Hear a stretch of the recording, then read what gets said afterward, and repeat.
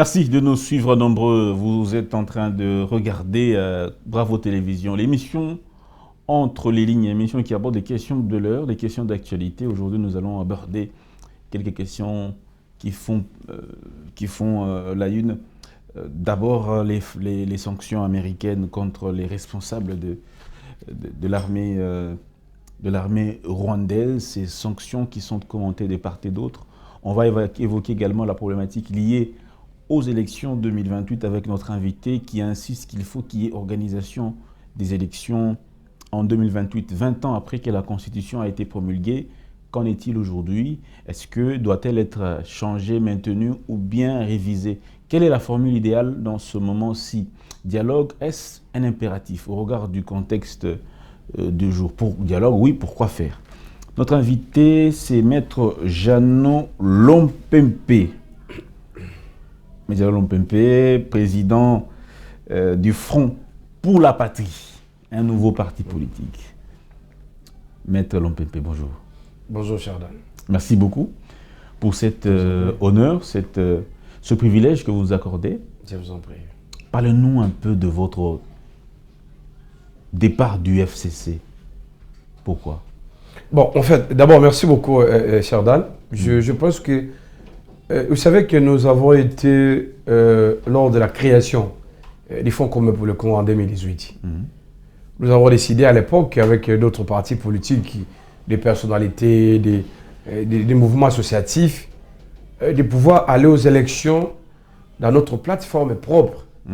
Parce que l'idée, c'était que, après pour parler de, comment on appelle ça, le dialogue de la CENCO de l'époque en 2016, nous nous sommes dit, eh bien écoutez, nous ne pouvons pas aller aux élections de manière dispersée avec les alliés de l'époque. Parce qu'à un moment donné, avec ce dialogue-là, il y a eu beaucoup de partis de l'opposition qui ont été, n'est-ce pas, retrouvés au niveau du gouvernement de l'époque, avec Bruno Tshibala, Saïd Badibanga et consorts là. Donc, c'était une stratégie politique chapeautée à l'époque avec l'ancien président de la République, Kabila Kabange, celui qui avait même l'idée. Et cette idée-là a été complètement partagée à tout le monde. C'est comme ça qu'il y a eu la création, la naissance du plateforme dénommée Front commun pour le Congo. C'est avec ça que nous sommes allés aux élections en 2018. Et bien écoutez, il y a eu ce qu'il y a eu avec des réalités, que moi je considère ça, des réalités socio-électorales où notre candidat, à l'époque, Shadari, a été complètement bâti par le président Tshisekedi. Et qu'après les élections de 2028, il était temps, n'est-ce pas, de réfléchir sérieusement.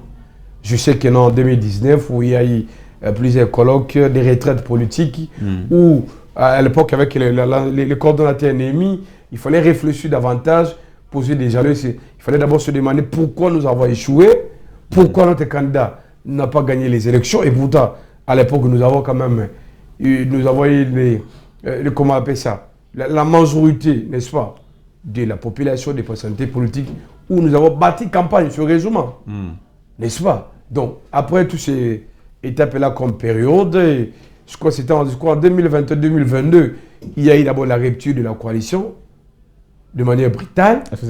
FCC Cash, où Tshisekedi, il pensait qu'il peut évoluer seul. Nous sommes retirés. Et dans tout ça, Dan, il fallait que l'autorité morale puisse quand même se poser la question. Pourquoi ça ne marche pas? Il n'a jamais fait. Mais nous avons constaté qu'il y a eu beaucoup plus de silence. Beaucoup plus de silence, jusqu'à ce que c'est en 2000, je me rappelle encore, c'était en 2022. Nous avons été conviés à Kingakati, à une réunion politique avec lui et un certain nombre de Kasuk, où nous avons parlé le Congo. Nous avons discuté sur notre plateforme politique, l'avenir du FCC. Nous avons dit à Kabila, comme autorité morale, qu'il était temps de booster, il était temps de nommer, de mettre en place une nouvelle coordination avec des jeunes à la tête. Eh bien, écoutez, et après cette réunion-là, je crois en 2022, nous avons passé 2023 et nous sommes allés aux élections avec les FCC. On n'a pas participé aux élections parce que nous avons estimé que non, les processus du début et des partants de désignation des animateurs jusqu'à l'installation de l'équipe EK des meilleurs consorts, c'était en violation de la loi. Donc les pouvoirs aujourd'hui, les pouvoirs de Tshisekedi avaient imposé d'abord les animateurs, n'est-ce pas, préparer une organisation où il n'y aura pratiquement pas l'absence de l'opposition, parce que pour preuve, ceux qui sont allés au niveau de cette élection-là, des élections des Kadima, que ce soit Katumbi ou bien Martin Fayoulou, ils nous ont donné quand même raison après. Ce nulle part dans le monde, dans un pays qu'on appelle ça un pays démocratique, nous avons organisé une élection de 7 jours, toute une semaine. C'est du jamais vu. Mais vous êtes... N'est-ce pas? Sur base de quel bilan Tshisekedi a été réélu? C'était juste une parenthèse. Donc aujourd'hui, notre départ du FCC, ça pose un problème parce que les FCC, nous sommes constatés que non, le président Kabila, il continue à être entouré par un certain nombre de caciques qui ne veulent pas les rayonnements de la jeunesse, qui ne veulent pas la voix de la jeunesse. N'est-ce pas? Parce que ce sont des jeunes qui sont dans les combats. C'est les jeunes qui sont au front. Mais Patrick, vous savez, nous autres... Il y a des jeunes aussi Où ça? Jusqu'au jour d'aujourd'hui. Non, mais attention, il s'agit de quels jeunes? Il y a toujours des jeunes. Hein? Non, attention, cher Dan. Les jeunes qui vous citez là, ils n'ont pas fait la prison comme nous. Hein? Les jeunes que vous connaissez là, ils travaillent dans les entreprises avec les régimes de Tshisekedi ici. Mais nous avons payé les prix. Nous avons été enlevés, arrêtés ici à Kinshasa. Au nom, à cause de nos opinions politiques. À cause de notre combat, de notre appartenance comme tant que FCC de l'époque. Ici à Kinshasa, contrairement à d'autres jeunes.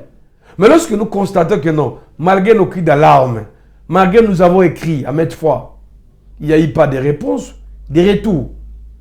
N'est-ce pas? On a vu comment Kabila a crié, comment sauvons le Congo. On a vu, il voulait placer des jeunes qui counaient qu'on sort. Mais au retour, en réalité, c'est toujours le même vieux là. Mais qu'est-ce que vous reprochez, dans le fond, qu'est-ce que vous reprochez à Kabila? Non, mais s'il vous plaît, vous savez, le président Kabila, d'abord, c'est un démocrate. C'est un démocrate. C'est un démocrate. Parce que Kabila, il a réalisé les... Vous savez, dans ce pays-ci, nous avons perdu le goût des élections. C'est grâce à Kabila, c'est grâce à son leadership, son esprit démocratique, ce que Kabila a réalisé. Le souhait levé du peuple congolais, c'était quoi? Il fallait donner le pouvoir au peuple. Il fallait remettre la souveraineté électorale au peuple congolais. Et Kabila a réalisé cela. Beaucoup. Donc, il y a pas, on ne peut pas, nous ne sommes pas comme les autres qui pensent que non, aujourd'hui, parce qu'il a quitté le FCC et que Kabila est devenu diable. Non, pas du tout. Kabila a contribué, n'est-ce pas, dans notre pays. Il a contribué sur la construction de l'État moderne. Parce que Kabila a trouvé ces pays-ci, c'était presque des non-États. Kabila est un bon leader, c'est son entourage qui n'est pas bon. Mais jusque-là, c'est comme aujourd'hui avec Tshisekedi Tshilombo. Tshisekedi aussi, il a un problème dans son entourage. Il a un problème. Donc, lorsqu'on ne sanctionne pas votre entourage, eh bien, c'est vous qui êtes le problème. Ce n'est pas les autres. Entre Kabila et Tshisekedi, vous préférez qui? Non, mais s'il vous plaît, Kabila, c'est mon ancien leader. Il fit notre autorité morale. Vous avez les fonds communs pour le Congo. Vous n'êtes plus au FCC. Bien sûr. Oui. Non, s'il vous plaît, Dan. Oui. Vous savez, la comparaison des hommes, non. On peut, oui, moi je vois ces débats-là. Le leadership. Mais entre le leader, s'il vous plaît. Vous savez, entre le leadership des présidents Kabila et le président Tshisekedi. Non, mais il n'y a pas match. Parce que chacun a sa méthode. Aujourd'hui, Tshisekedi patauge pour mettre fin à la guerre. Vous savez, Kabila, sur les processus de pacifique, de règlement des conflits différents. Kabila est différent avec Tshisekedi. Kabila est fort. Non, mais il est faible. Qui est faible, qui est fort? Écoutez, dans la vie, il y a des points forts, il y a des points faibles aussi. N'est-ce pas? Chacun a ses caractéristiques, personnelles et individuelles. Kabila a fait son temps, il est parti. Il n'est plus là. Aujourd'hui, c'est Tshisekedi. C'est Tshisekedi les problèmes. Tshisekedi, le problème de ce qui se passe aujourd'hui. Mais la gestion, s'il vous plaît. Parce que c'est lui, il est à la tête de notre pays. C'est lui le commandant suprême. C'est dans la Constitution. Non, je parle en termes de leadership. Kabila a géré le pays, vous l'avez aidé, vous l'avez accompagné. Oui. Vous avez vu le passage du pouvoir. Vous avez vu Tshisekedi également. Quand vous comparez les deux, la manière de gérer la chose publique, vous préférez qui soit président? Non, mais le leadership, là, bon, ça dépend de votre appréciation ou bien des téléspectateurs. Vous savez que Kabila a accepté de travailler avec 1+4.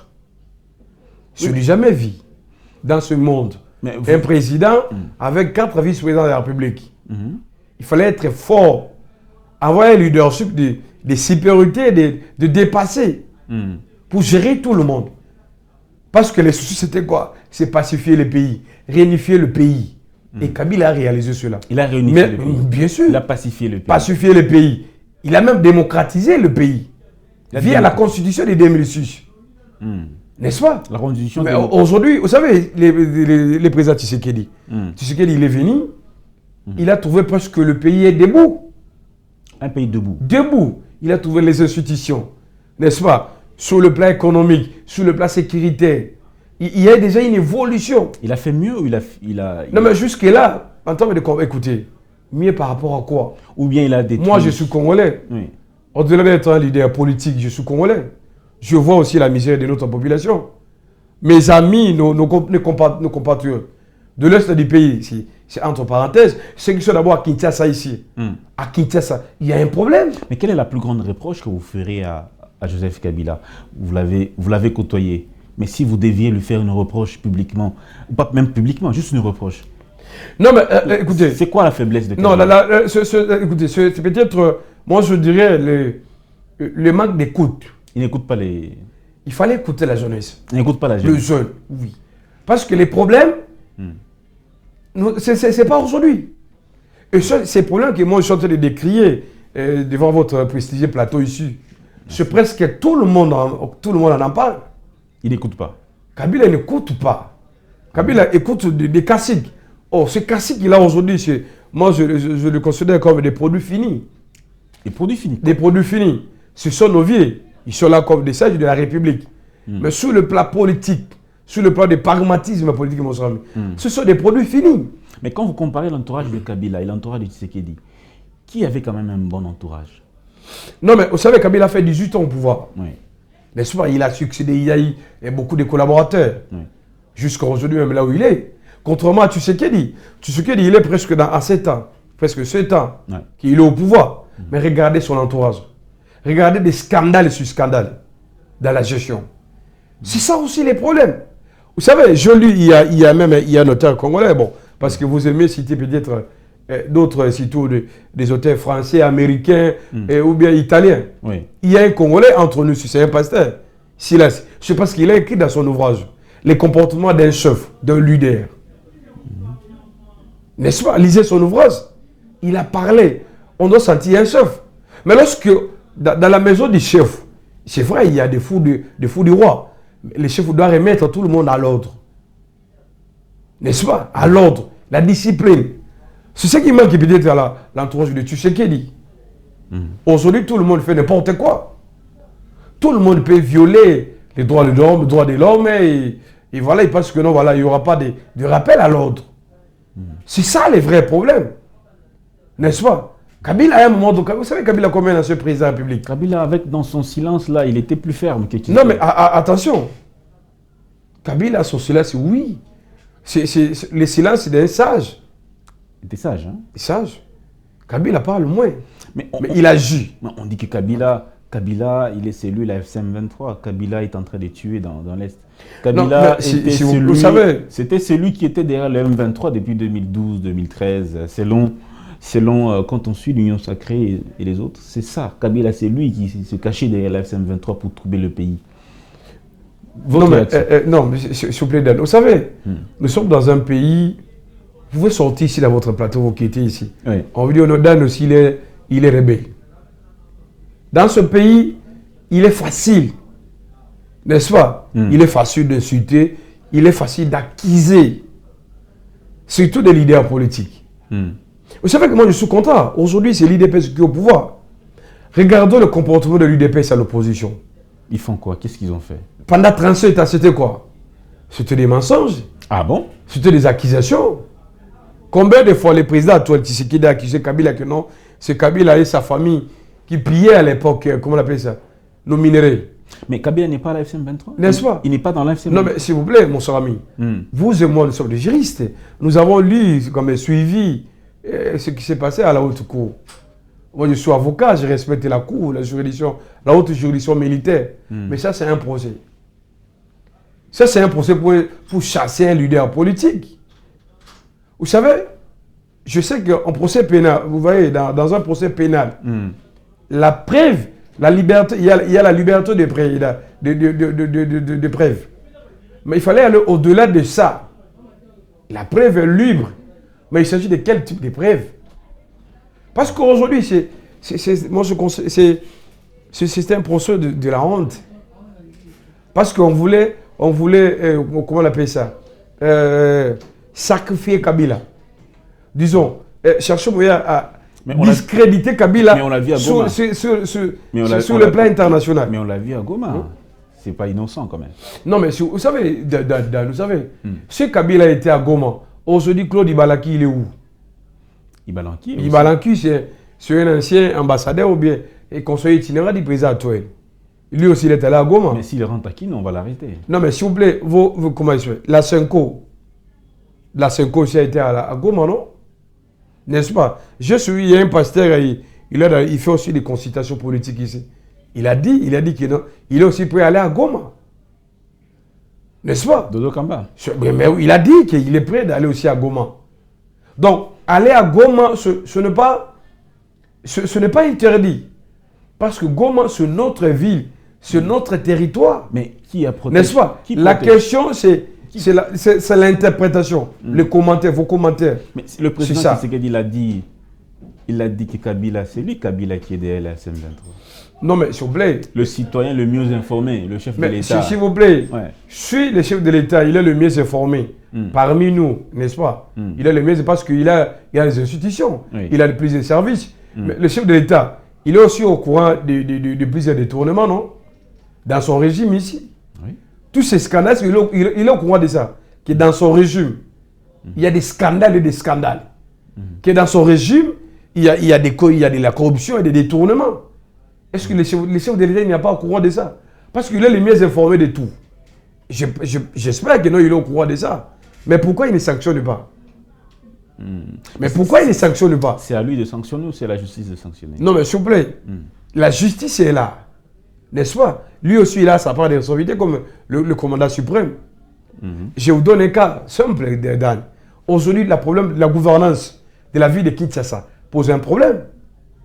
N'est-ce pas? Mais qui a choisi Daniel Bumba? C'est le chef de l'État? Mais vous savez, récemment ici, je suis très heureux parce que vous étiez même dans la salle. Je vous ai vu lors de la... comment on appelle ça? Les discours de... Comment on appelle ça? Discours d'allocution de... comment on appelle ça? Discours devant le Congrès. Devant le Congrès, oui. Récemment, c'était au mois de décembre. Je vous ai vu, vous étiez dans la salle. Oui. Le chef de l'État lui-même, il a décrié, il a dénoncé, n'est-ce pas, l'incompétence, la situation catastrophique de la ville de Kinshasa. Voilà pourquoi il veut changer la Mais pourquoi il n'a pas réussi? Voilà pourquoi on pense qu'il faut toucher à la Constitution. Parce que le chef de l'État ne sait pas sanctionner directement un gouverneur. Non, il peut sanctionner. Comment? Vous savez, Dan, c'est là où je dis, vous savez, on ne peut pas bâtir un État sur base des mensonges. Non. Comment? Dans notre Constitution, il est dit clairement, le chef de l'État, il a le pouvoir de révoquer un gouverneur. Quel article? Je crois que ça va revenir. S'il est prévu dans la Constitution. N'est-ce pas? Peut-être je vais demander à l'aide de vos collaborateurs, me donne mon téléphone. Je vais chercher ça rapidement, je vous donne ça. Le chef de l'État, il a le pouvoir de révoquer un gouverneur de province. À l'époque, vous savez qu'à l'époque, Kabila a révoqué Jean-Claude Bailly dans l'Équateur. Est-ce que vous le savez ça?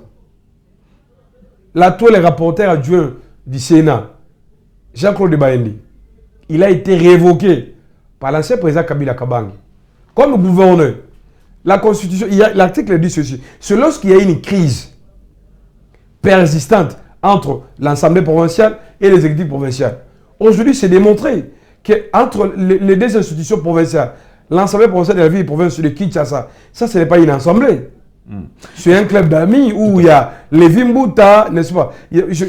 On ne vient pas là-dessus. Non, s'il vous plaît, je considère ça comme un mariage de cesté entre l'exécutif provincial et l'Assemblée provinciale.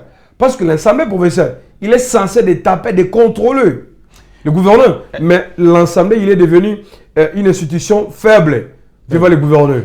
D'où le chef de l'État, n'est-ce pas, il a le pouvoir de révoquer, sans passer par l'Assemblée provinciale. Il est dit de la Constitution. Est-ce que le président Kabila peut encore revenir au pouvoir? Non, mais s'il vous plaît, vous savez, moi sur ce point-là, je donne, c'est ça même notre position. Ouais. Notre position est claire. Ouais. Kabila a fait son temps. Pardon? Kabila a fait son temps. Ah, c'est passé. C'est déjà passé. Moi, je demande à Kabila de soutenir peut-être de soutenir ma Est-ce que candidature. légalement, il peut revenir? Non, mais s'il vous plaît, Dan, vous savez, si nous avons adopté cette constitution, nous avons intérêt, 20 ans après, de préserver les acquis démocratiques. Kabila est déjà dans les passés, il faut laisser Kabila tranquille. Moi, je demanderais à Kabila de soutenir plutôt ma candidature.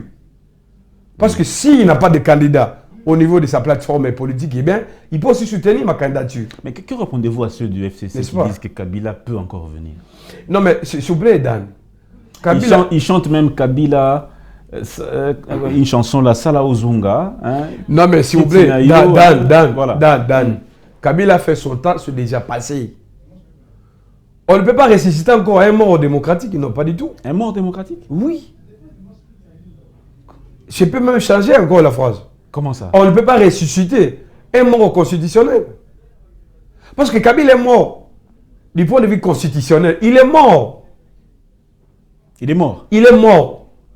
Donc Kabila ne peut plus encore passer, je vois ceux qui pensent que non, voilà, Kabila doit revenir. Non.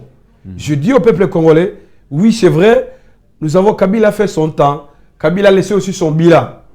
N'est-ce pas? Dans ce pays, il a contribué. J'ai dit ça au départ, dans mon introduction. Son bilan est positif ou négatif en 18 non, mais ans. ce que Kabila a laissé. En 18 ans. Cher ami, ce que Kabila a laissé, on ne peut pas dire que c'est négatif, c'est faux.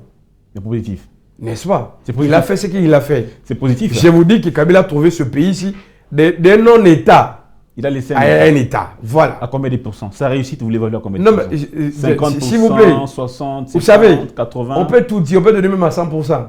Mais le vrai bilan positif de Kabila, c'est parce que Kabila a organisé les élections. Et que dans ces élections-là, son candidat avait échoué. Ce n'est jamais vu en Afrique. Mais Kabila a accepté que son dauphin a échoué. Et un autre candidat de l'opposition a gagné les élections. Ce n'est jamais vu.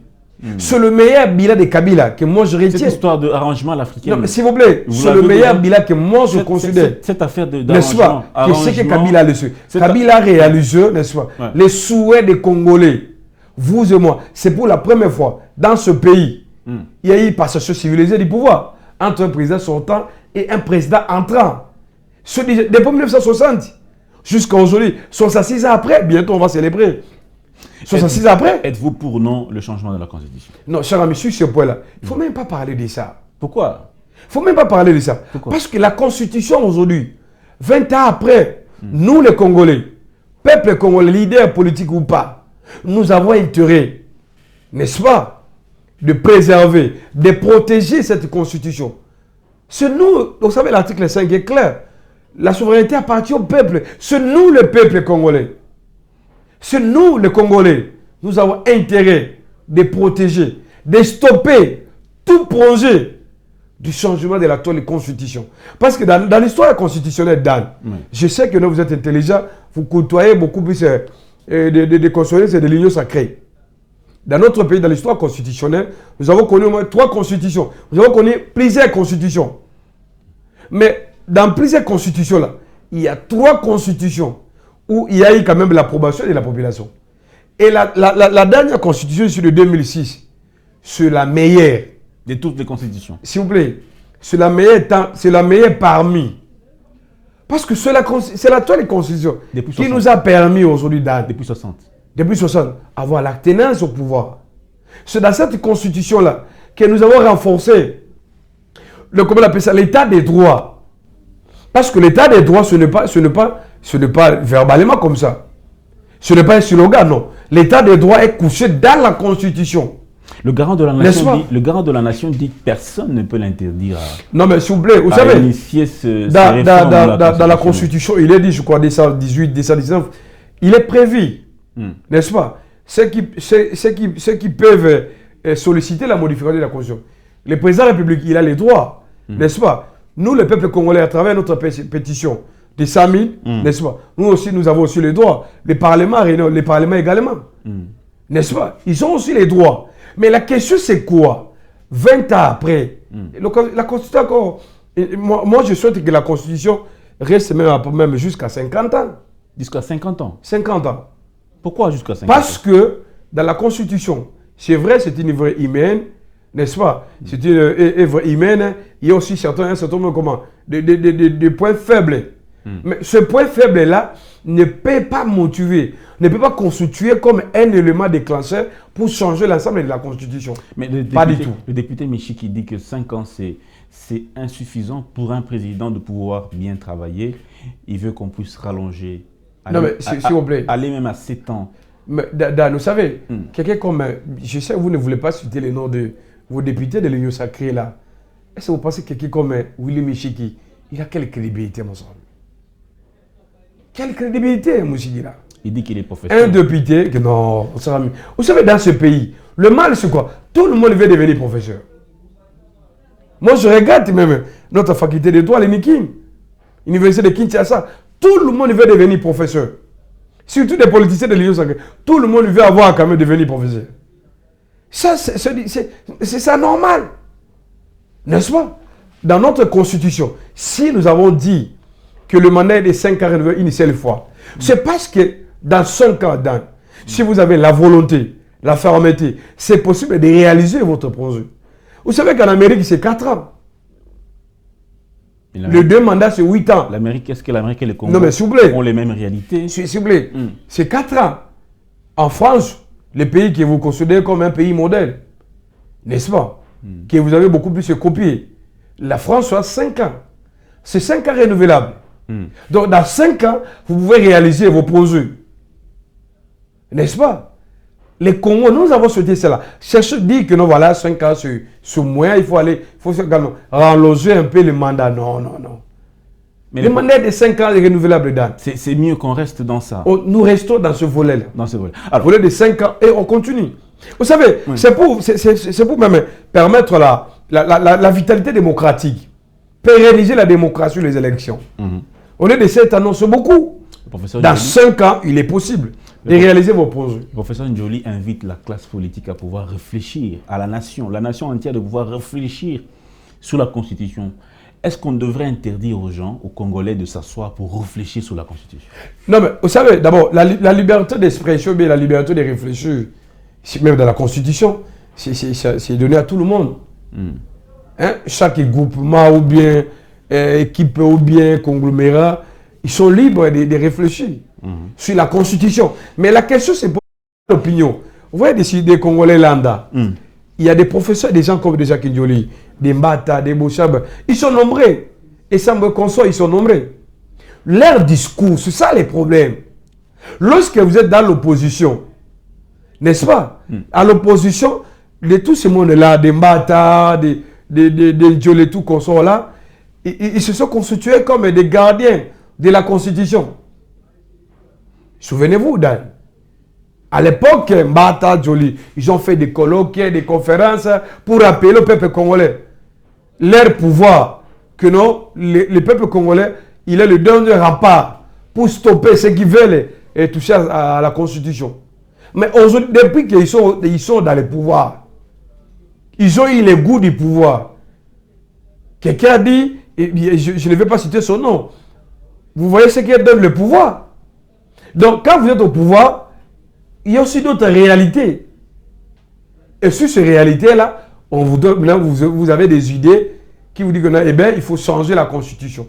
Il faut protéger notre leader. Il faut protéger le président de la République. Non, Dan. La Constitution actuelle, malgré ses faiblesses, mais nous devons quand même la préserver. C'est très important. Elle a été conçue déjà par... il y a une charpente un peu de professeurs d'université qui étaient étrangères. C'était des professeurs étrangers. Et là, c'était des Ella Jimboge. Non, mais bon, je vais répondre sur ce point-là, Dan. Parce que vous insistez. Mais il y a une famille, comment on appelle ça? C'est ce colloque que Mbata a organisé ici. Et le congrès de l'Union sacrée, là, on a vu tout le monde de l'Union sacrée. Récemment, ici, pour commémorer ce fait de la Constitution. Mais parmi des conférenciers, là, l'un a contredit les autres. L'autre, là, Ngodanko et Gaspard, il a dit clairement que l'actuelle Constitution a été rédigée par les Congolais. Souvenez-vous, cherchez la vidéo. Il a dit clairement. Mais il y avait aussi des étrangers. Non, mais s'il vous plaît, vous savez. On ne va pas se leurrer. Non, mais s'il vous plaît, dans la rédaction de la Constitution, vous savez que nous sommes dans un droit comparé constitutionnel. Oui. N'est-ce pas? Rien n'empêche que. Vous savez, il y a d'autres professeurs qui vont dans d'autres pays comme des experts. Ils viennent pour contribuer. Mais dès lors que la Constitution, l'actuelle Constitution, passée par le peuple, référendum, et que le peuple a accepté cela, le peuple a adopté, n'est-ce pas? Ce n'est plus l'œuvre des individus ou des professeurs étrangers, non. La Constitution devait une œuvre de la population, du peuple congolais. C'est notre œuvre, c'est notre Bible. On ne peut pas y toucher. Non, écoutez, pour quel intérêt, pour quelle opportunité? Parce que ici, les discours qu'on nous présente, les sociétés de l'Union sacrée là, c'est un discours pour l'intérêt de Tshisekedi. Pour l'intérêt de Tshisekedi. Comment Tshisekedi peut sauter le verrou de la Constitution? C'est ça, la réalité, c'est ça. Donc, comment Tshisekedi peut rester au pouvoir ça, le plus longtemps possible? L'objectif, c'est juste de maintenir le président Tshisekedi au pouvoir. Et là, on ne peut pas accepter ça. On ne peut pas. C'est ça l'objectif. L'objectif principal, je vous rappelle à ceux qui nous suivent, l'objectif principal de ceux qui pensent que non, nous devons changer la Constitution, c'est protéger Tshisekedi. Se laisser Tshisekedi continuer son pouvoir au-delà de 5 ans. Parce que Tshisekedi, il est presque fait mandat déjà. Ça nous reste, je crois, de 2 ans. Tshisekedi, il a 2 ans devant nous pour partir. Voilà pourquoi il y a, vous savez, ceux qui sont là, ils sont aux affaires, ils ont un peu de l'argent, ils se sont dit, mais écoutez, nous devons quand même faire des bruits, manifester au président que non, nous sommes avec lui. Mais si nous changeons la Constitution, est-ce qu'il y aura des conséquences? Effectivement, mon cher ami. Lesquelles? Il y aura plusieurs conséquences. Lesquelles? Vous savez, d'abord, la cohésion que nous voulons, la cohésion nationale est basée où? C'est dans la Constitution. L'unité nationale que tout le monde parle, l'unité nationale, c'est tout où? C'est dans la Constitution. Le vouloir vivre ensemble, nous comme un État, comme une nation, c'est dans la Constitution. Donc, vouloir changer cette Constitution-là, ça signifie que non, vous voulez casser, détruire la cohésion nationale, détruire l'unité nationale. Sûr? Vous voyez? Et lorsque vous voulez détruire la cohésion nationale, l'unité, mais il y aura des conséquences. N'est-ce pas? C'est très important. Et surtout que non, c'est dans le sens où c'est pour l'intérêt seul et l'unique de Tshisekedi Tshilombo. Eh bien, il y aura des conséquences terribles, mon cher ami. N'est-ce pas? C'est comme ça que moi, vous savez que Dan, moi je suis dans une opposition, notre opposition, l'opposition est démocratique. Nous avons toujours dénoncé la rébellion. Mais ne donnons pas l'impression, l'idée à ceux qui pensent que non, voilà, si nous avons pris les armes, c'est parce que Tshisekedi voulait changer la Constitution. Non. Ne donnons pas cette impression-là. Vous soutenez Kabila? N'est-ce pas? Vous soutenez non. On prétend que vous soutenez la FCM23. Non, écoutez, Dad, vous savez, je suis, et c'est parmi même des éléments qui a créé même Discord dès mon départ d'IFCC. Lesquels? Entre autres, M23. Je suis le seul qui a dénoncé depuis plusieurs longtemps que moi, je suis contre la rébellion. Je suis contre l'agression rwandaise. Je ne peux pas accepter que non, le pays de Lumumba, légué par nos pères, nos héros, n'est-ce pas, quelqu'un comme Paul Kagame, continue à manipuler certains nombres de Congolais. Ça, ce n'est pas normal. Kabila est aussi dans ces nombres-là? Non, mais s'il vous plaît, ce n'est pas à moi moi, je ne sais pas. Mais je vous dis que non, moi, je suis contre l'agression rwandaise. On a posé la question à José. J'ai toujours dénoncé. On a posé la question à José Makila. Oui. Pourquoi vous ne dénoncez pas Paul Kagame? Pourquoi vous ne dénoncez pas l'agression rwandaise? José Makila, il a dit que ce n'était pas à lui de répondre à cette question. Non, mais Dan, écoutez, Makila, il est leader comme moi, c'est son point de vue. Mais la question, c'est quoi? Moi, j'ai toujours dénoncé l'agression rwandaise pour l'implication du Rwanda ici. N'est-ce pas? Parce que c'est démontré que non, c'est le Rwanda qui est derrière les M23 FC. C'est lui le patron principal. Mais même si nous dénonçons les Rwandais aujourd'hui, mais n'oublions pas la responsabilité du régime actuel. La part de Tshisekedi. À quel niveau? Est-ce que vous savez que quand Tshisekedi entre au pouvoir, n'est-ce pas, lors de la cérémonie de remise et reprise, il y a eu des dossiers saillants. Tshisekedi a trouvé des dossiers sur sa table, n'est-ce pas, sur nos relations avec les Rwandais. Mais comment lui, il a changé cela? C'est Tshisekedi qui nous a mené le Paul Kagame ici, dans ce pays. C'est Tshisekedi qui a dit aux Congolais que non, Kagame c'est son frère. N'est-ce pas? C'est vrai parce que Tshisekedi, il n'a pas qui au rapport laissé par son prédécesseur, Kabila. Parce que Kabila avait laissé les rapports sur nos relations avec les Rwandais. Mais lui, il avait cassé cela. Il voulait renouer une relation diplomatique avec le Rwanda, Kagame. Oubliant que non, Kagame avait son plan de déstabiliser les Congo. Donc, c'est vrai, je dénonce, n'est-ce pas, ce qui se passe à l'est du pays, mais néanmoins, il y a les problèmes, il y a aussi la responsabilité du régime de Tshisekedi. Parce que j'ai toujours dit, où était le régime de Tshisekedi? Kinshasa, la résurgence du M23 à l'époque, le gouvernement a trouvé le Bazalaki Wapi. Ils étaient où? Nulle part. N'est-ce pas? Mais dites-nous. Donc voilà, ne pensez pas que non, condamner le Rwanda, c'est ça va maintenant. Non, écoutez, nous condamnons comme des patriotes, mais nous rappelons aussi, n'est-ce pas, la responsabilité du gouvernement actuel. Les erreurs de Tshisekedi. Est-ce qu'un dialogue est nécessaire aujourd'hui pour résoudre les problèmes liés notamment à la fracture de la cohésion nationale, l'unité nationale, comme vous le dénoncez? Est-ce qu'il est utile? Non, mais s'il vous plaît, vous savez, les dialogues, c'est un impératif. Impératif pour nous le Congo. Pour résoudre quel problème? S'il vous plaît, d'abord, quel problème? Vous savez, la réélection de Tshisekedi Tshilombo comme président de la République, c'est pour un problème. Les élections de 2023, il faut qu'on revienne non, mais aux élections de 2023. Cher Dan, ça va résoudre quel problème? Cher Dan, vous savez que les élections de 2023, ça, ce n'est pas les élections. Oh là là. N'est-ce pas? C'était pas les élections. Le vrai problème, c'est ça. Comment Tshisekedi a été réélu? Comment? C'était une élection chaotique. Élection sans cynique. N'est-ce pas? Les problèmes, d'abord, les problèmes politiques est là. Nous, on n'a pas participé aux élections. Mais ce n'était pas une élection. N'est-ce pas? Donc, le dialogue, c'est bien.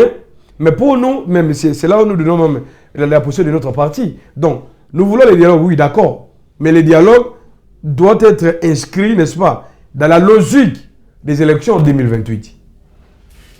Nous ne voulons pas un dialogue qui va favoriser, qui va accompagner ce qui est dans le glissement. Là, nous sommes contre. Donc, parce que nous, comme leaders politiques, nous devons dire à la population la vérité. La vérité, c'est quoi? La vérité consiste que non, ceux qui veulent à tout prix ces dialogues-là doivent insister également aussi sur la tenue des élections. Mais j'ai fait un constat, selon les constats selon lesquels beaucoup plus de majorité comme dans l'opposition. Tout le monde se focalise sur un dialogue inclusif. Oui, mais on ne parle pas des élections. Pourquoi? Nous devons parler d'abord des élections. Parce que moi, j'estime que non, on peut laisser Tshisekedi. Si Tshisekedi refuse le dialogue, laissez-lui. N'est-ce pas? Laissez-lui faire la guerre. Cherchons moyen. N'est-ce pas? Imposons-nous, n'est-ce pas? Créer un rapport de force pour la tenue des élections. Rappelons à Tshisekedi la nécessité de préparer les élections. En 2028. En 2028. Mais aujourd'hui, on n'en parle pas. On n'en parle pas. C'est comme si on a oublié les élections. C'est comme si la question des élections n'intéresse plus les acteurs politiques. Majorité comme de l'opposition. Et nous pensons que non, nous disons, pour nous, les dialogues, c'est vrai, mais les dialogues là doivent être une priorité pour la tenue des élections. C'est très important. Nous ne pouvons pas favoriser Tshisekedi à travers ces dialogues-là de glisser. On doit finir et il nous reste quelques minutes simplement pour finir. Parlons de vous, de votre personne. Oui. Vous avez annoncé votre candidature à l'élection présidentielle. Est-ce que cela est vrai ou faux? C'est vrai, parce que c'est dans la constitution d'Anne. Okay. Je suis congolais, du père et des mères, comme le sénateur congolais me l'a dit. Nous avons, comment on appelle ça, le tout nécessaire pour porter notre candidature à l'élection présidentielle. Mais oui, mais élection, candidature, oui. Oui. Mais en quelques mots, pour quel projet de société? Non, mais s'il vous plaît, moi je pense que vous savez, sur même les projets des sociétés d'âme, j'aurais même l'honneur de vous inviter. Parce que la direction de notre parti, nous avons une direction, n'est-ce pas, des programmes et projets. Et nous sommes en train de travailler minutieusement autour de ça. Donc, soufflez d'abord que non, laissons-nous le temps. Au moment opportun, nous allons encore revenir devant vous, la presse. Nous allons présenter notre projet de société. C'est très important. Donc, vous allez maintenir votre candidature? Nous allons maintenir ça jusqu'au bout. Parce que nous disons que non, le président Tshisekedi, il est presque fait mandat. Il doit se préparer quand même son dauphin aussi. Vous êtes sûr que vous serez Tshisekedi doit faire attention. Vous avez l'assurance que vous serez élu par... non mais, s'il vous plaît, par tous les Congolais. Dan, vous savez, moi je suis jeune. Je suis porteur des idées novatrices, innovantes également. Nous avons des projets palpables. Bientôt, là, nous allons soumettre au peuple congolais. C'est au peuple congolais d'apprécier, n'est-ce pas, notre recette. Ce que nous allons donner comme des programmes par rapport à la vision. N'est-ce pas? Aujourd'hui, l'IDPS nous a présenté son programme, la vision. Mais aujourd'hui, dans la pratique du pouvoir, c'est le contraire. Donc, nous pensons que non, ce que nous allons dire au peuple congolais, ce que nous allons présenter, notre candidature, notre programme de société, la vision pour le nouveau Congo, je pense que non, c'est au peuple de décider notre sort. N'est-ce pas? Kabila est devenu président dans ce pays à l'âge de 29 ans. N'est-ce pas? Kassavou, il avait quel âge? Joseph Mobutu, Désiré Mobutu, il avait quel âge? N'est-ce pas? Notre héros, Lumumba, il avait quel âge? L'homme qui a arraché l'indépendance de notre pays. Oui, nous sommes d'accord. N'est-ce pas? Nous sommes d'accord à ce sujet. Mais dites-nous, M. Jean Lompépé, qu'est-ce que vous promettez aux Congolais de changer une fois que vous serez élu à la présidence de la République? Non, mais s'il vous plaît, Dan, vous savez, les Congo, c'est un véritable chantier. Quand il a fait 18 ans, il est parti. Tu sais qu'il va faire 10 ans, lui, il va partir. Il faut regarder d'abord chantier par chantier. Domaine par domaine, secteur par secteur.